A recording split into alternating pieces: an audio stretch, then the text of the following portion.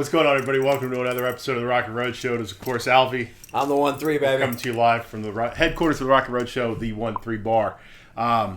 It wouldn't be the Rockling Road Show without technical difficulties. As some of you may have gotten a little sneak peek of the top of my forehead about 20 minutes ago or so. Top of your head completely. So, yeah, apologize for that, but that's what happens sometimes. Mom's on already. I mean, she's like clockwork. Just on it, right? Hi, Mom. So apparently I clicked the button to make the video start. So that's why everybody got to see the top of my head for a few minutes, I guess.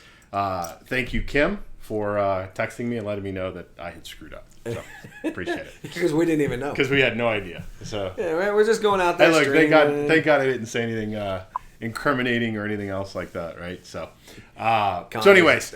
Thanks for joining, guys. As some of you may have seen, we made a post earlier this afternoon.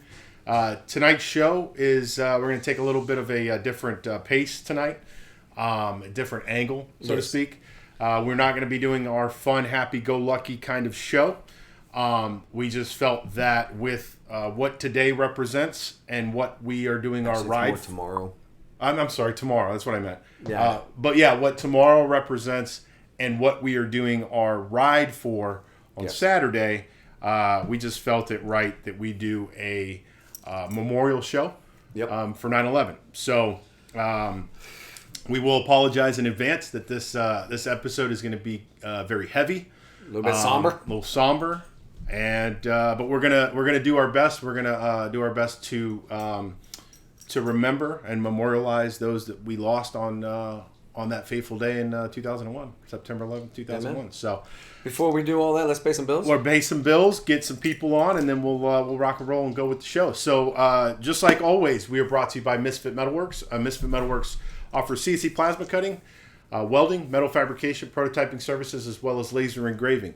You can contact the Misfits for all your metal needs at 813-598-7409, or you can stop by the shop at 1913 East Bears Avenue, Unit 1100B, Tampa, Florida, 33613.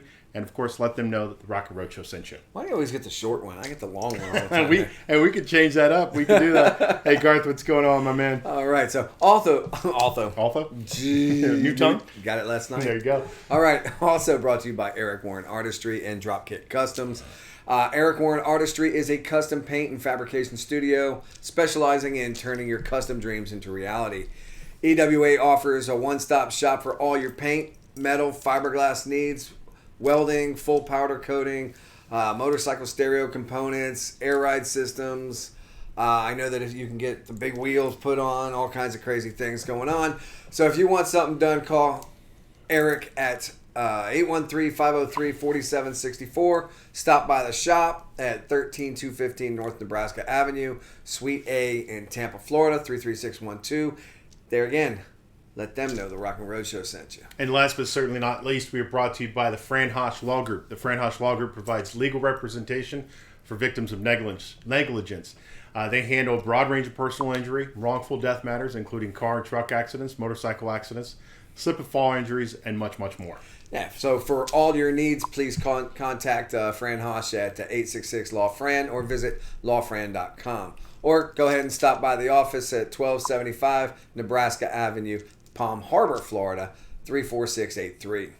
What's going on, Eric? Thanks for joining, man. HT, what's up? Thanks for joining. Hey, how's it going, guys? Alrighty, so now the bills are paid, now that we've got some folks watching and going, we're going to jump right into the episode. As I said, tonight's episode is a very somber episode.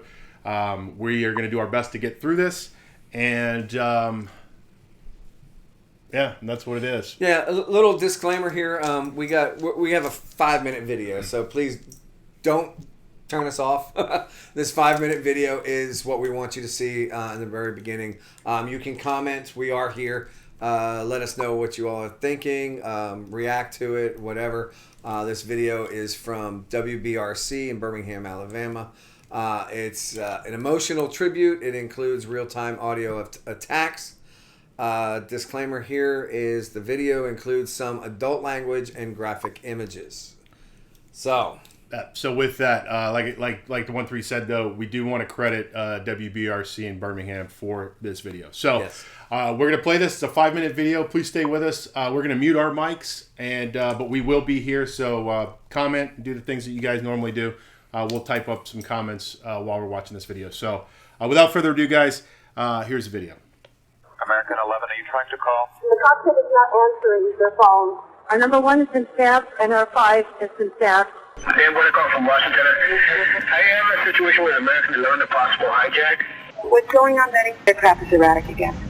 Father, very erratic.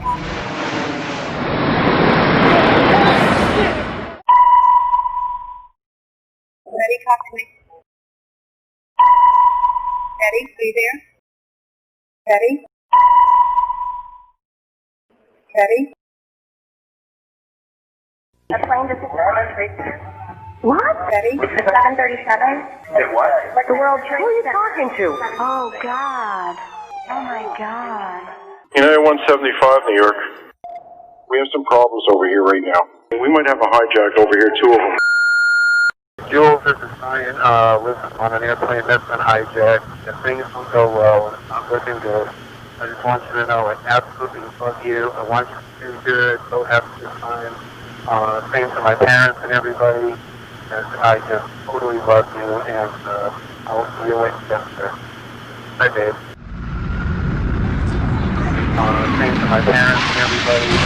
And I just totally love you. What are those people going to do? All the elevators are blocked out. Oh my God. So both towers are now. Okay, now I got an aircraft 6 miles east of the White House. Hello? Crystal City, just north of Crystal City. Just to the north of your town. Yeah, stop all departures. Pentagon just got hit. No for CNN. God damn it, I can't even protect my NCA. United 93, that traffic for you is 1 o'clock, 12 miles eastbound 370. Negative contact, we're looking United 93. United 93, Cleveland, if you hear the center right then. I got the pizza down. Keep remaining sitting. You have a ball board.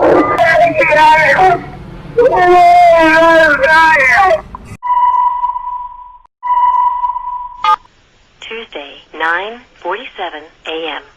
Hi, baby. Baby, you have to listen to me carefully. I'm on a plane that's been hijacked. I'm on the plane. I'm calling from the plane. I want to tell you I love you. Please tell my children that I love them very much. And I'm so sorry, babe. I hope to be able to see your face again, baby. I love you. Bye. We're 56865. We have, I believe it is a Boeing 757. Can you see him up there, sir? That's confirmed. It looks like he's rocking his wings. Roger. He's rocking back and forth. We're 56865. I advise you stay away from that aircraft. Go north as fast as you can. United 93, have you got information on that yet? Yeah, he's down.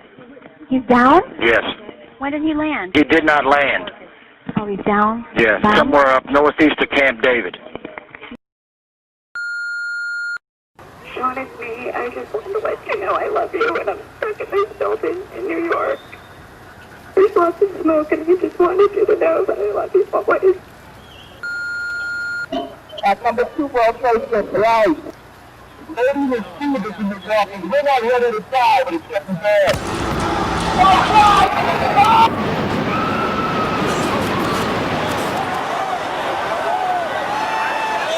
I'm on the 83rd floor. I'm gonna die, aren't I? No.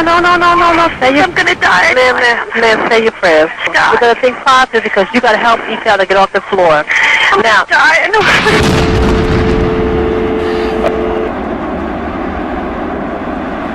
A new type of war. That's what it is.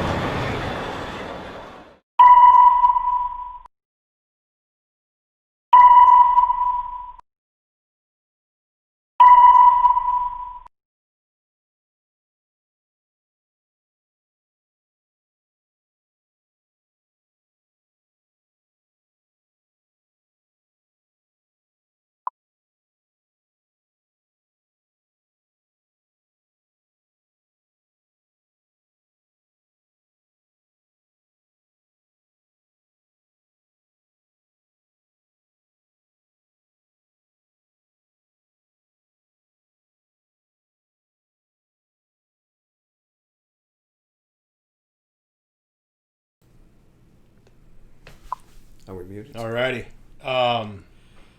Yeah. Thank you again, WBRC, Birmingham, Alabama.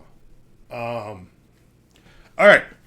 So that was difficult, bro. Difficult to watch. I think we have to watch it though. But yeah, I mean, the comments here are exactly what I expected. Right? Never forget. Sad, all that stuff. Completely agree. Felt like yesterday. I kind of got the idea to do this type of show last night. Me and Kim were sitting around watching TV. And as you can expect, there's a lot of this stuff going on, right? A lot of tribute shows and things like that. And one of the videos we did watch, or one of the shows we watched was, they called it Voices of 9/11, and it was exactly that. It was just recordings of, ATC recordings, police radios, firefighter radios, stuff like that. And, it just, every time you see a tower fall or the planes crash into the building, it gets you, man. Anyways. Yeah. It's rough, man. All right, so I got you, bro. Thank you. All right, so here 9/11 facts.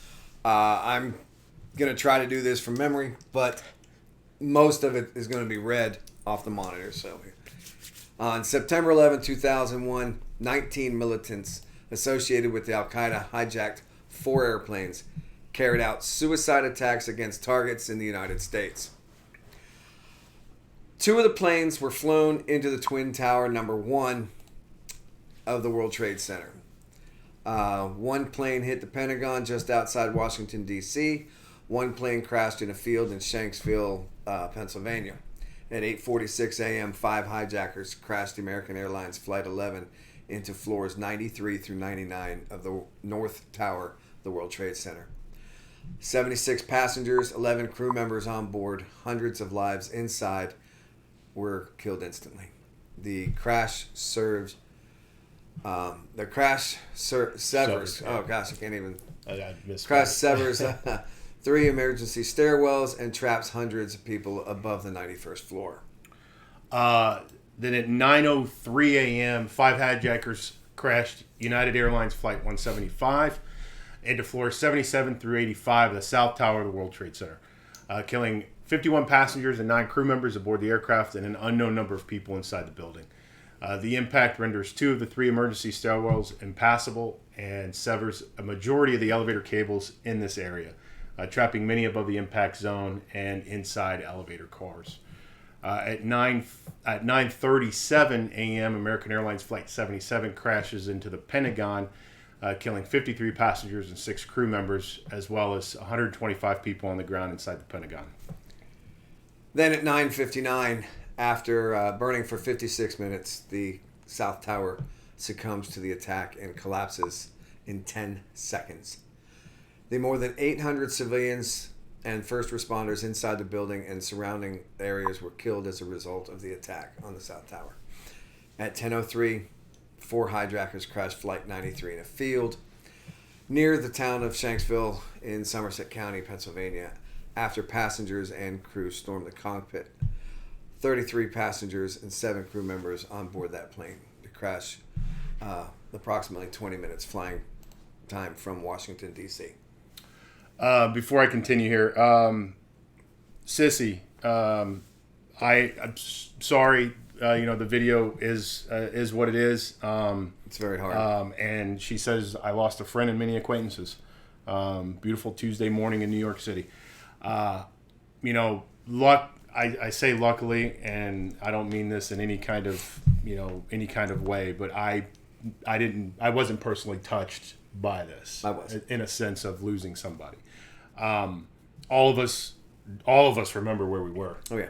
I was a senior in college, and I was getting ready to take my commission, my oath of office, and getting ready to be part of the United States Navy as an aviator. So it weighed on me in those ways, you know. So yes.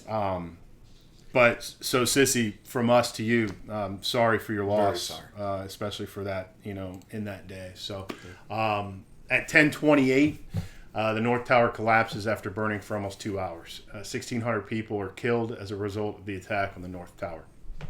12:16 p.m., the last flight still in the air above the continental United States lands. In 2.5 hours, U.S. airspace has been cleared, and an estimated 4,500 commercial and general aviation planes are on the ground. It is the first time in history the U.S. airspace has been closed and cleared all aircraft, past and present.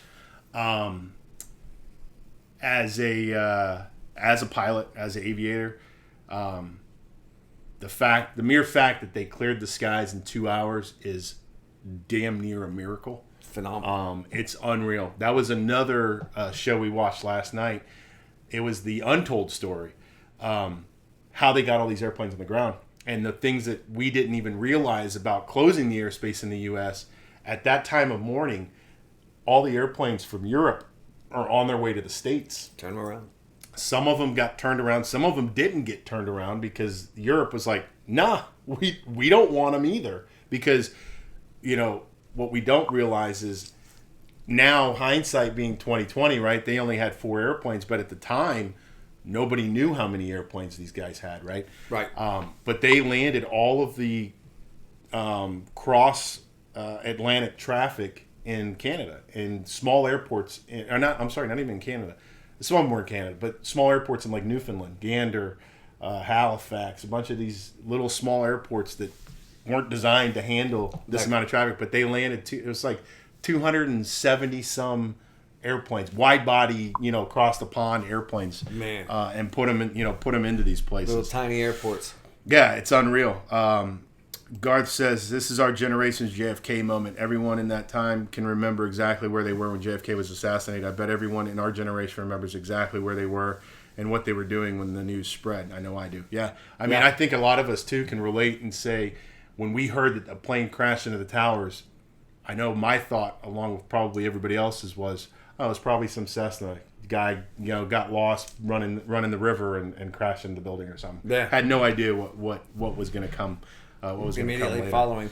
Yeah, just crazy, man. But as a result of the 9/11 attacks, the death toll is as follows: World Trade Center and the World Trade Center sites in Lower Manhattan, 2,753 people were killed. Of those 2,700 people, 343 were New York City firefighters. 23 were New York City police officers, and 37 were officers of the Port Authority. At the Pentagon in Washington, 184 people were killed. Near Shanksville, Pennsylvania, 40 passengers and crew members aboard United Airlines Flight 93. And the thing that's sad to realize is that as of October of 2019, 1,645 victims have been identified. Only 60% of the victims of the attacks on 9/11 have been positively identified by the medical examiner's office. So there's still 40% of those people that we lost that day that their family, you know, had to bury a box, basically. Yeah. Didn't have remains of their loved ones to put in there. So it's just crazy. It's crazy to think, but it's also understandable in what it was. You know, I mean, it's just the sheer devastation of that day. Lives on forever. Like Garth said, it's our generation's JFK moment. I go even further and I say it's our generation's Pearl Harbor event. Right. You know, this is the day that will live in infamy for us. Yeah. You know? I would agree with that. You know, and I'm reading Sissy here. She lost 3 more from 9/11 related cancer. Oh yeah. Yeah. I get it. I know it's hard to bring all this back, but every year we need to remember. Yeah, we have to remember what this was. You know, and like Sissy said here, the untold toll are these guys that caught cancer. That's not listed in the death toll here is just that day. But yeah, there's tons of guys that and gals that I mean basically were breathing asbestos for for hours, days, and whatever. hours and hours. So and we're talking about having being touched by it. I know not an aunt relative, but we grew up. She was on her way to work, but something happened and she couldn't make it, so she would have been right there. Mm-hmm. A friend of Cindy's actually worked at the rooftop restaurant. Decided to take that day off. No kidding. Just called out. Sick. Yeah. Wow. Went somewhere else. Yeah. Sissy's saying her cousin overslept that morning, first time ever, and she worked in the North Tower. That's unreal. It's crazy. My buddy Matt says visiting the 9/11 museum at Ground Zero is the most I've cried in years. I did. Agreed, 100%. I went there. If you've never been to this museum up in New York, please do yourself a favor and go. Yep. That's one must. And then on a completely different subject, but the Holocaust Museum up in D.C. is another one you have to go to. But very tough subject to talk about. But out of tragedy comes heroes. And heroes are all over the place this day. We just happened to find the story of 4 individuals. Actually, it's actually not 4 individuals, 4 stories of some individuals that went above and beyond the Call of Duty. Yeah, instead of running away, they ran towards. They ran towards the danger. They ran towards the loud bangs, basically, right? Pretty much. So this is what we're going to talk about today. We're going to talk about these individuals that stepped up to the plate and did something when so many people needed help. The first one we're going to talk about, some of you guys may have heard this story, Wellis Crowther. Wellis Crowther was an equities trader at Sandler, O'Neill and Partners on the 104th floor of the South Tower. He was also a volunteer firefighter as a teenager, and after the attack, he fell back onto his training. Known to survivors that he helped only as the man in the red bandana because of the red bandana he wore to shield his lungs and mouth from all of the debris. I'm going to run through some pictures of everybody we talk about when we talk about him. Survivors had said that Crowther had a strong, authoritative voice and used them to direct survivors to the stairwell and encourage them to help others while he carried an injured woman on his back. After bringing her 15 floors down to safety, he made his way back up to help others. He also told everybody, if you can help others. A woman by the name of Ling Young told CNN, he is definitely my guardian angel, no ifs, ands, or buts, because without him, we would be sitting there waiting for the building to come down. Crowther is credited with saving at least a dozen people that day. His body was later recovered alongside firefighters in a stairwell heading back up the tower with the Jaws of Life rescue tool. Wellis Ramey Crowther, born May 17, 1977 in New York City. He died September 11, 2001 in the South Tower of the World Trade Center, Manhattan, New York. He was 24 years old. Okay. You made Sorry, me do guys. This. You made me do this today. I know, but I wanted to. Call me. All right. I put you on notice early today. No, you didn't. It was like halfway. Flight 93 team of strangers. At approximately 9:28 a.m., September 11, 2001, United Flight 93 was hijacked by 4 Al-Qaeda terrorists. After the terrorists stabbed the pilot and flight attendant, the passengers were told that a bomb was on board and the plane was headed back to the airport.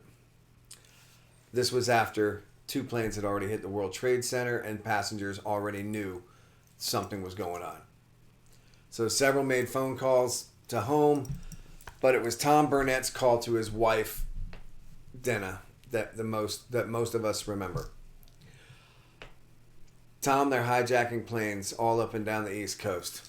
This is a quote from her. They are taking them and hitting designated targets. They're already hit both towers of the World Trade Center.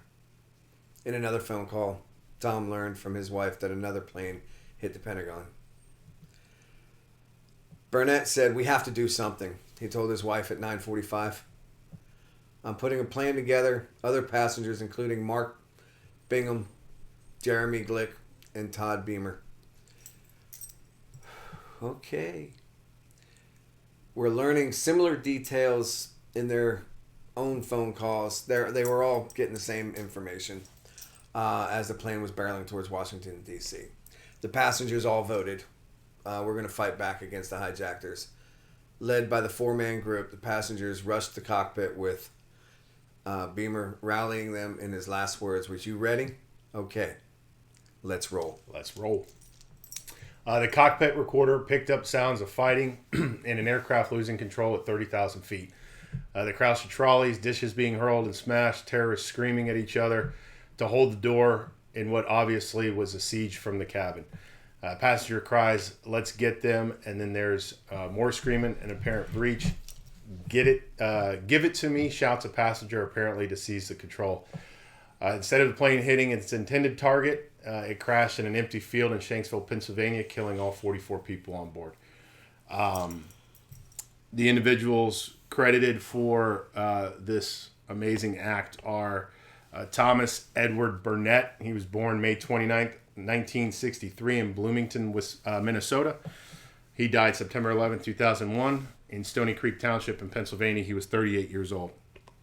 Mark Kendall Bingham, born May 22nd, 1970, Los Gatos, California. He died September 11th, 2001, Stony Creek Township, Pennsylvania. He was 31 years old.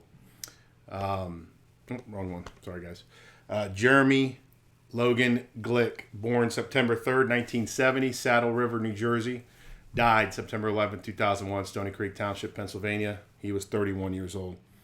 And then Todd Morgan Beamer, born November 24th, 1968, Flint, Michigan. Died September 11th, 2001, Stony Creek Township, Pennsylvania. He was 32 years old.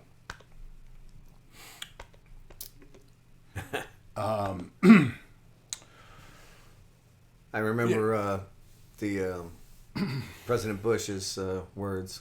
Mm-hmm. "Let's roll." Let's roll. He quoted from that. Yeah, from those guys. Yeah.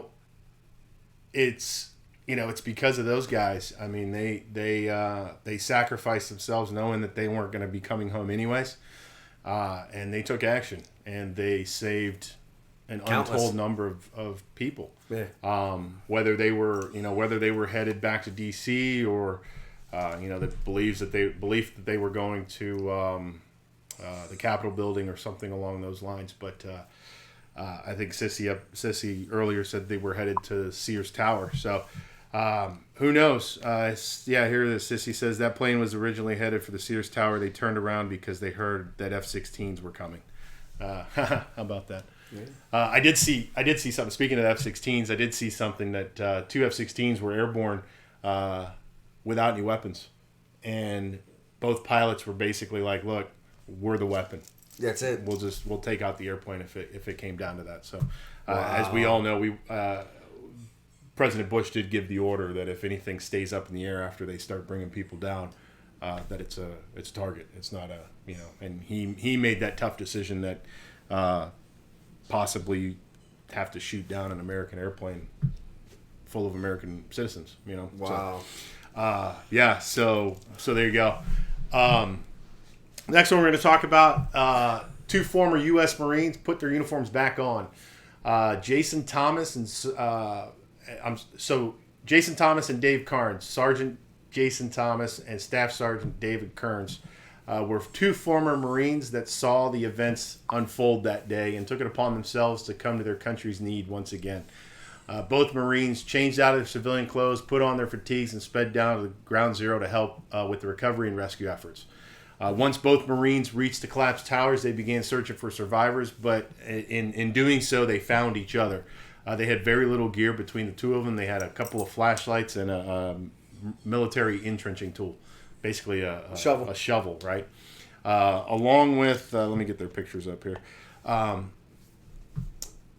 am I at? Along with other first responders, the pair climbed over the dangerous field of metal, concrete, and dust, calling out, "United States Marines, if you can hear us, yell or tap." When they reached the depression in the rubble of what had been the South Tower, they thought they had heard someone. They yelled down, and someone replied back to them that they were New York City Port Authority police officers. They asked them not to leave them. Carnes told Thomas to get to a high point, direct rescuers to the site. He then called his wife and sister on his cell phone and told him to call the NYC police and give him his location. Two officers, William Jimino and John McLaughlin, were on the main concourse between the towers when the South Tower began to fall, but made it to a freight elevator just before the collapse. They were alive but seriously injured, trapped approximately 20 feet below the surface. After they were located amid the unstable mountain of debris, it took rescue workers nearly 3 hours to dig out Jimino and another 8 to reach McLaughlin, who was buried even further down. Wow. An exhausted Thomas, who never gave his first name at the site, left as Jimino was coming out of the rubble, and returned to ground zero for the next 2.5 weeks to help. His identity was a mystery until Oliver Stone's 2006 film World Trade Center chronicled the rescue of the officers, and Thomas emerged from the shadows. Carnes also left after Jimino came up, but helped at the site for another 9 days. After he returned to Connecticut, he went to his reserve center, re-enlisted, and then did 2 combat tours in Iraq. Wow, man. So yeah, these guys, they're as far as I know, they're still kicking. The Mr. Thomas there, Sergeant Thomas, he later, hold on guys, sorry. He later went back and he served in the Air Force as at a medical unit. Awesome. So he continued to do his service as well. Sissy, they did arm a couple of the aircraft that were scrambled, but the first 2, they were actually out on a training mission. They were doing something and they answered the call first. They eventually got F-16s and F-15s with weapons out. But these were the first guys that were basically on the scene, so to speak. So, right. All right, and then I think this is the last of the heroes here. That would be Rick Rescorla. Rick Rescorla. He was already a hero of the battlefields in Vietnam. He earned a Silver Star and other awards for his exploits as an Army officer. I'm just going to say his first name. Rick was working as head of corporate security at Morgan Stanley on 9/11. When American Flight 11 hit the tower next to him, Port Authority ordered Rick to keep his employees at their desk. His answer was, "Piss off, you son of a bitch." Everything above the plane is going to collapse, and we're going to take the whole building with it. He says, "I'm getting the people the F out of here." I'm not going to say it. I just... but I'm just going to get them out of here. Rick, who had frequently warned of Port Authority and his company about World Trade Center security weaknesses, he had already issued the orders to evacuate. He made Morgan Stanley employees practice emergency drills for years, and it paid off that day. 16 minutes after the first plane hit the opposite tower, more than 2,700 employees and visitors were out when the second plane hit their building. During the evacuation. Rick calmly reassured people, singing "God Bless America" and "The Men of Harlech" over a bullhorn as they walked down the stairs. During the evacuation, Rick called his wife. This is crazy. He says, "Stop crying," he told her. "I have to get these people out safely. If something should happen to me, I want you to know I've never been happier. You made my life. Tells his wife, stop crying. Rick was last seen on the 10th floor of the South Tower heading back up to pick up any stragglers. His body has never been found. There's a on the picture on the screen now. There's a memorial that was erected for him in his Vietnam era gear, but also around the base of that, it's got his stuff from 9/11, and it's got a big quote on the back side of it too. So really nice tribute to the man. That's awesome. He was Cyril Richard Rescorla. He was born May 27, 1939 in Hale, Cornwall, UK. He died September 11, 2001, South Tower World Trade Center in Manhattan, New York. He was 62 years old. Okay. We made it. We got through it. We're done. We got through it. Again, like I said, very somber episode, but we wanted to do this. We felt the need to do this. I know it's not a motorcycle related story. I know it's not fun and trivia and handing stuff out, but the fact of the matter is we're 19 years removed from this event, and I look at it and I remember how all of us were for about 6 months to a year after it. Right? All the flags. There was nothing you could do to America, man. Everybody was like, F those guys. We're going to go get them. People were signing up. People were re-enlisting. Old guys going to their units trying to see if they could go back and fight. You got Marines that were throwing uniforms on to go help out at Ground Zero. Sissies saying her husband drove water down to people. I mean, a nephew or somebody. I don't know. We did all this stuff. We were Americans. And we weren't fighting each other. We were just Americans. And for the longest, it does it with everything. But we were Americans for so long. And then everybody I don't want to say everybody, because for some people, this day will never go away. But I will say that the majority of people out there forgot about this day. And forgot about being Americans, and forgot what it was to look out for their brother, forgot what it was to look out for their sister. And even now, we are so far removed from that day. Oh, yeah. In more ways than one. We're so far, 19 years later, but our mentality as a country has been so co-opted that what happened? Yeah, so... what?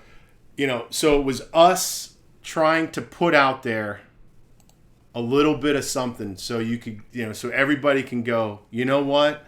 Maybe this isn't such a big deal anymore. Now, or maybe this is, maybe we shouldn't be fighting each other over this. Maybe we should figure out a way to come together like we did after this event and work together as Americans to figure out the problems that we have in this country. Because the problems haven't gone away. Oh, no. And they won't go away. But if we can all put our differences aside and remember who we are and where we came from, maybe we can fix this country and maybe we can get ourselves into a good spot. I don't want to get into a political argument here, but no, that's what I'm trying to do. And that's why we decided to do this show today. Absolutely. Now, wow. I can't follow that. So, with that in mind, what we did here tonight is the reason we are doing what we're doing on Saturday. We're going to be doing our 9/11 Memorial Poker Run, our ride poker run. It's this weekend, September 12th, 11:30 to whenever it ends, man. It's going to be at Bourbon on Main, Newport Richie. Cost is $20 for rider, driver, whatever. Airline pilot, helicopter pilot, I don't know. Passengers will be $10 extra. So if you've got like 15 people on your airplane, in your bus, in your bus, whatever. But you can also buy an extra hand for $10. Proceeds are going to go to the Children's Burn Camp and first responders. The ride will start and end at Bourbon on Main. Why can't I move this thing? Oh, because I'm in the wrong spot. Registration begins at 11:30. Kickstands up at 1. All vehicles should be back and checked in. Keyword, checked in by 6:30. The stops include Bourbon on Main, Crooked Thumb Brewing, Soggy Bottom Brewing, Craft Life Brewing, and back to Bourbon on Main. Awards will be at 7 o'clock. Best hand will give you $100. Second best gets $50. Worst hand gets $20. Also want to add Crown Trophy. Thank you to Crown Trophy. We have trophies to give you guys. So if you win the best hand, not only do you get $100, but you get to take home a pretty kick-ass trophy. And the worst hand gets a trophy too. I kind of like the worst hand trophy. We ain't gonna say nothing. Not gonna lie, but yeah. So everybody, first, second, and worst hand will get a trophy to take home with them that day. That comes from Kurt Callerman and Crown Trophy up in Tampa. We'll get a link up there in a little bit. There's also gift basket raffles. We will be doing a 50-50, so let's try and raise a bunch of money. There'll be a bunch of giveaways. We've got some Rockling Road Show stuff that we're going to give away. We've got some sponsors that have given us some stuff to give away. So if you guys come out, you're probably going to get some stuff. And then, of course, it's going to be a free concert at the end by our friends Fade to Grace. All cars, bikes, trucks, Jeeps, buses, airplanes, anything that's got wheels, anything that's street legal. Please. So you just took the airplanes and the helicopters out. I should, but I like saying airplanes. But the other thing we want to add to this one is this is a rain or shine event. We do understand that there's probably going to be some weather that we're going to have to deal with. Yeah. So, but we're bikers in Florida, so I was about to say the same thing. We live with it all the time. So we live in Florida. I ride every day. I got wet today. That's it. And then the second thing that we'll add to this, and we'll move on to the next event, is if you guys do come out to hang out with us, please drink responsibly. We realize that we are taking everybody to breweries along the way, but I think everybody is adult enough to know what they can and can't do. So, right, and the breweries are actually doing a great thing, giving us $1 per beer. Yeah. So I hate to tell you. Yeah. But if you have guests that are in your vehicle, yeah, they can drink all they want. Absolutely. So, so yeah, thank you to all the breweries that are participating and all that stuff. So, absolutely. But yes, rain or shine event. So please come on out, hang out with us. Let's have fun. Oh yeah. Hey, and if we don't know you, we want to know you. Yeah. Come say hi to us. Absolutely. We don't bite hard. The next event we're gonna do is the following Sunday. September 20th, Quaker Steak and Lube, of course, is the Battle of the Bands. This is the finale. 2 bands from each of the prelim rounds are now going to compete for glory. Battle of the Bands is to benefit My Warriors Place. We've talked about them a lot. We love that organization. The winner of the grand finale will receive a prize package that's totaling up to $2,500, and the runner-up will also receive a prize package that's totaling about $1,000. The lineup for the event. Well, the lineup used to be 6 bands. Now it's 5 bands. Oh, who pulled out? I believe it was Jack Mantra, if I'm not mistaken. Let me know. That's who it was. You have 3 Foot Offset, Whiskey Throttle, Fade to Grace, Potbelly Stallions, and Symmetry. I believe something happened and they were unable to commit. That's unfortunate. Yeah. So that's what's going to happen. So the sponsors are Fran Haas Law Group, 866 Law Fran, or lawfran.com, Misfit Metalworks, Artist Direct, My Warriors Place, Whistle Pig Whiskey, which I still haven't tried, Quaker Steak and Lube, Constance After Dark, and of course us, the Rockling Road Show. That's right. Next event is the Old School Biker Rodeo. Looking forward to this one. Saturday, November 7th, 12 to 6, American Legion Post 335, Newport Richey. Old School Biker Rodeo games, slow race, barrel race, needle in the haystack, cone race. It's going to be a hell of a lot of fun. Prizes, 50-50 basket, food, drinks, and then music by our good friends over at 3 Foot Offset. Now, the proceeds are to benefit the Veterans Enhancement Project. The Yeah, I was going to say that there's a whole bunch of stuff. Their mission basically is to teach valuable skill that could place a veteran possibly in and place them in a. Oh my gosh. Teach them a valuable skill and put them in a trade. There you go. God, say it fast, Bobby. All right, whatever involving motorcycles and possibly sending them to trade school, whatever. The event sponsors, there again, Fran Haas Law Group, Rider Now Magazine, Let's Ride Motorcycle Gear and Accessories, and of course, Rockling Road Show. Now, something I do want to say also with all this stuff was that we want to see y'all out there, man. Just come to everything. Yeah. And, when my ADD hit me, my just now my brain. You just lost. I lost everything. So there was something I was going to say. It was important, but because hey man, TBI sucks. I hear you. And Valerie, apologies. We will make that change. Miss Valerie Smith over at Rider Now Magazine. Rider Now is now a sponsor of the Battle of the Bands. So our apologies, Valerie. We'll make sure that we make love that, Valerie too. Yeah, we'll make sure we make that note. That's his fault. It is my fault. So the other thing that we do want to say too is that it just came out today, I believe. Daytona Biketoberfest is half and half right now. Daytona, it's not happening in Daytona. Orman said, bring them on.